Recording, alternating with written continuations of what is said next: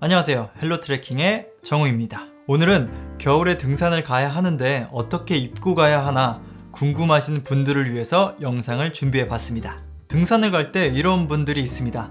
산은 추우니까 두꺼운 옷을 입고 가자. 물론 불가능한 일은 아니에요. 다만 등산은 활동 시 땀이 많이 나는 스포츠이기 때문에 땀 배출이 잘 돼야 합니다. 그 이유는 배출이 안 되면 옷이 땀에 젖게 되고 심할 경우 맨살에도 땀이 맺힐 수가 있습니다. 이런 상태에서 찬 공기를 만나면 우리 몸은 순식간에 체온을 뺏겨버리게 되죠. 두 번째는 많이 껴입으면 더 따뜻하다고 생각하시는 분들, 그래서 아무렇게나 막 겹쳐서 입으시는 분들. 등산 시 겹쳐 입는 건 맞습니다. 하지만 아무렇게나 겹쳐 입고 무분별하게 많이 입는 것은 아니에요. 잘못 겹쳐 입었을 때는 첫 번째와 비슷한 상황이 벌어질 수도 있습니다. 그럼 도대체 무엇을 어떻게 얼마나 입어야 할까요? 그래서 오늘은 등산 레이어링에 대해서 이야기를 하도록 하겠습니다. 등산을 하시는 분들이라면 레이어링에 대해 많이 들어보셨을 겁니다. 그럼 이걸 왜 하냐라는 의문이 생길 텐데요. 레이어링은 옷이 땀이나 눈 그리고 비에 젖지 않게 해서 산행 시 적정 체온을 유지해 주는 것이 가장 중요한 목적입니다. 그래서 레이어링을 할 때 옷들마다 해줘야 하는 역할들이 있는데요. 과학기술이 아무리 발달했다 해도 단 한 벌의 옷으로 이 모든 기능을 다 할 수 있는 옷이 아마 없을 거예요. 혹시 있으면 소개 좀 부탁드리겠습니다. 그래서 레이어링은 크게 베이스 레이어, 인슐레이션 레이어, 프로텍션 레이어로 나누게 됩니다. 그럼 먼저 베이스 레이어부터 살펴보도록 하겠습니다.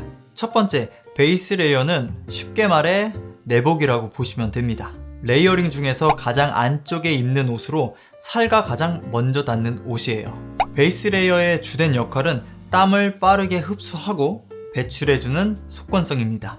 베이스 레이어는 보통 타이즈처럼 몸에 딱 붙는 옷들이 많은데요. 방금 설명했던 것처럼 베이스 레이어의 주된 역할이 속건성이기 때문에 몸에 떠있는 티셔츠보다 타이즈 형태의 옷이 땀을 즉각적으로 흡수하고 배출하는데 더 용이하기 때문입니다. 저는 레이어링을 하는 데 있어서 베이스 레이어를 가장 많이 신경 써야 한다고 생각하는 편인데요. 이는 다른 레이어들이 대신할 수 없는 속건성 때문인데요. 베이스 레이어처럼 살과 밀접한 옷이 젖어 있으면 아무리 레이어링을 잘 한다고 해도 겨울과 같이 추운 환경에서는 열 손실이 커질 수밖에 없습니다. 그래서 베이스 레이어로 혹여 면으로 된 옷을 입으면 낭패를 보게 됩니다. 면은 수분 흡수가 좋은 편이지만 일정량의 수분을 흡수하면 더는 수분을 흡수하지 못합니다. 그래서 젖어 있는 상태가 오래 유지될 수가 있습니다. 젖어 있는 상태에서 찬 공기를 만나게 되면 열 손실이 커지고 체온을 유지하는 게 힘들어집니다. 그래서 베이스 레이어의 소재로는 폴리에스터나 메리노올 섬유를 주로 사용하게 됩니다. 근데 똑같은 원단으로 만들어진 옷이라고 해도 직조 방법이나 원사의 굵기, 조합에 따라서 기능이 달라지기도 합니다. 그럼 이런 질문들을 하실 수 있을 것 같아요. 어떤 제품이 좋은지, 이 제품은 어떤지, 이 소재는 괜찮은지. 사실 이런 부분에서는 정해진 답은 없습니다. 다만 제가 구입할 때 약간의 팁을 드리자면 자신의 체질을 먼저 아시고 그거에 맞춰서 구입을 하시라는 겁니다. 땀이 많이 나는 체질이라면 흡건성이 좋은 제품을 구입하시는 게 좋고요. 땀이 적고 추위를 많이 타는 분들이라면 보온력이 좀 더 좋은 제품을 구입하시는 게 좋겠죠. 베이스 레이어의 가격도 비싼 건 많이 비쌉니다. 물론 비싼 게 좋겠죠. 근데 그렇게 좋냐? 라고 생각해 보면 꼭 그렇지는 않아요. 저도 베이스 레이어로 스포츠웨어를 입는데 겨울에 지리산 산행도 갔다 오고 설악산도 다 갔다 왔습니다. 요새 등산 제품뿐 아니라 모든 제품들이 상향 평준화가 되어 있습니다. 가격이 3배, 5배 높아졌다고 기능도 3배, 5배 높아지는 건 아니에요. 그렇기 때문에 각자의 체질에 맞게 기능을 해주는 베이스 레이어를 구입하시면 될 것 같습니다. 두 번째는 인슐레이션 레이어입니다. 이렇게 들으면 힘들어 보이는데 인슐레이션은 단열재라는 뜻입니다. 보통 미드 레이어라고도 불리는데요. 베이스 레이어 위에 있는 옷으로 몸에서 나는 열이 밖으로 쉽게 나가지 않게 막아주고 체온을 유지해주는 게 주된 목적입니다. 말 그대로 단열이죠. 그래서 보통 인슐레이션 레이어로 입는 옷들은 플리스나 경량화된 구스, 그 다음에 다운 제품들이 대표적입니다. 이 중 폴리스는 공기가 드나드는 통기성이 우수한 제품이에요. 하지만 보온성은 셋 중에는 조금 떨어지는 경향이 있죠. 다만 폴리스는 제품마다 두께가 달라서 보온성의 차이가 있습니다. 다만 구스나 다운에 비해 무겁고 압축성이 떨어진다는 단점이 있습니다. 그래서 인슐레이션 레이어를 고를 때도 결국 자신의 체질을 잘 파악하고 구입을 하셔야 합니다. 열이 많고 땀이 많다면 플리스 중에서도 얇은 것을 구입하시면 될 것 같고요. 반대로 땀이 적고 추위를 많이 타는 분이라면 두꺼운 원단의 폴리스 제품을 구입하거나 무게나 부피에 민감하다면 구스나 다운 제품을 구입하셔도 됩니다.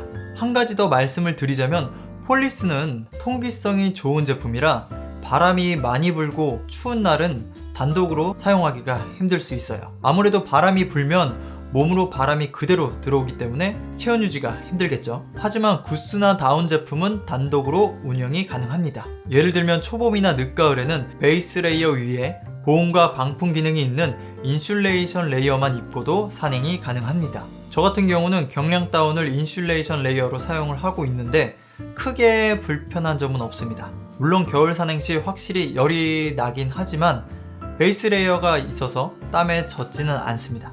그리고 등산용으로 제작된 구스나 다운은 일반적인 옷들과 달리 통기성이 있게 제작이 되어 있습니다. 그래서 구입하실 때는 등산용 구스나 다운을 구매하시는 것을 권장드리고요. 자신의 체질 그리고 제품의 무게나 부피에 대한 자신의 선호도를 한번 생각해 보시고 구입하시길 바랍니다. 마지막으로 프로텍션 레이어입니다. 이름만 들어도 뭔가 우리를 보호해 줄 것 같은 강한 느낌이 나죠. 가장 마지막에 입어주는 옷으로 보통 쉘이라는 이름이 많이 붙습니다. 레이어링에서 프로텍션 레이어는 눈, 비, 바람, 그리고 추위로부터 몸을 막아주는 방패와 같은 역할을 하는데요. 근데 쉘 종류가 상당히 많아요. 구입을 할 때 보면 크게 4가지를 볼 수 있는데 윈드쉘, 소프트쉘, 하드쉘, 그리고 컴포지트. 이렇게 들으면 너무 힘들죠. 인터넷을 봐도 잘 구별이 안 됩니다. 혹시 여러분들은 여기서 어떤 게 무슨 쉘인지 보이시나요? 저는 솔직히 그림만 봐서는 모르겠습니다. 근데 다행히도 요새는 홈페이지에서 설명이 잘 되어 있고 카테고리도 잘 나누어져 있습니다. 그럼 나는 어떤 쉘을 사야 하나? 이게 굉장히 궁금하실 텐데요. 하나씩 설명을 드리겠습니다. 우선 윈드쉘, 말 그대로 바람을 막아줍니다. 물론 요새는 발수 코팅이 된 제품들도 있어서 생활 방수 정도는 충분히 가능합니다. 윈드쉘은 보통 얇고 경량화가 잘 되어 있습니다. 그래서 보통 봄이나 가을에 입는 제품들이 많고 혹은 여름에 정상에서 바람이 많이 불 때 입으면 좋습니다. 제가 가지고 있는 제품 중에 윈드쉘이 하나 있는데 굉장히 작고 경량화가 되어 있죠. 그래서 봄이나 가을에 바람이 많이 불어도 대부분의 바람을 다 막아주는 굉장히 꿀템이죠. 그 다음은 소프트쉘 제품인데 소프트쉘 제품은 보통 내구성이 강해지고 완전 방수까진 아니어도 발수 처리가 대부분 되어 있습니다. 그리고 하드쉘에 비해 부드럽고 가볍고 신축성이 좋은 편이에요. 그래서 착용감이 조금 더 좋죠. 그래서 보통 동계에 많이 활용되는 제품이에요. 세 번째 하드쉘은 내구성이 강하고 거의 완전 방수까지 지원을 합니다. 말 그대로 정말 극한의 상황에서 버틸 수 있는 프로텍션 기능을 다 가진 제품이에요. 그런 기능을 다 가진 만큼 소재가 굉장히 뻣뻣하고 무겁고 가격이 가장 비쌉니다. 제 개인적인 생각에 한국에서 하드쉘까지 필요할까? 라는 생각이 들긴 해요. 물론 극동계에 바람이 엄청 불고 눈보라가 몰아친다고 하면 필요하겠죠. 그런데 그런 날에 보통 등산을...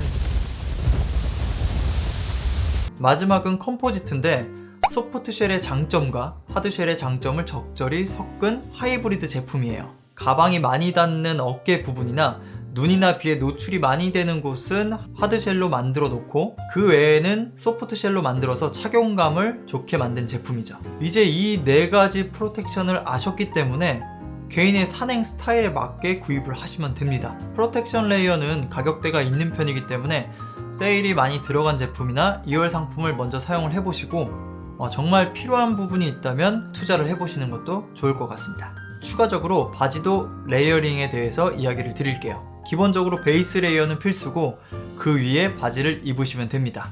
무조건 춥다고 두껍게 입으면 하체 쪽에 열이 나고 습도가 올라가면서 땀이 쉽게 날 수 있습니다. 그로 인해 체온 손실이 쉽게 찾아올 수 있기 때문에 하체도 반드시 레이어링을 하시길 바랍니다. 저 같은 경우는 하체 추위를 많이 느끼진 않아서 두꺼운 베이스 레이어와 함께 방풍 기능이 있는 등산 바지를 입습니다. 하체 레이어링도 자신의 체질을 잘 생각해 보시고 구입에 참고하시면 좋겠네요. 오늘은 이렇게 레이어링에 대해서 소개를 했는데요. 마지막으로 처음 등산복을 구입하시는 분들에게 구매 팁을 드리자면 가능하면 등산 브랜드의 세일 상품이나 2월 상품을 구입하시길 바랍니다. 왜냐면 비싼 돈 주고 구입해서 등산을 안 할 수도 있고요. 그 제품이 잘 맞으면 다행이지만 안 맞으면 추가 지출이 생길 수가 있습니다. 아까도 말씀드렸지만 대부분의 제품들이 상향 평준화가 되어 있어요.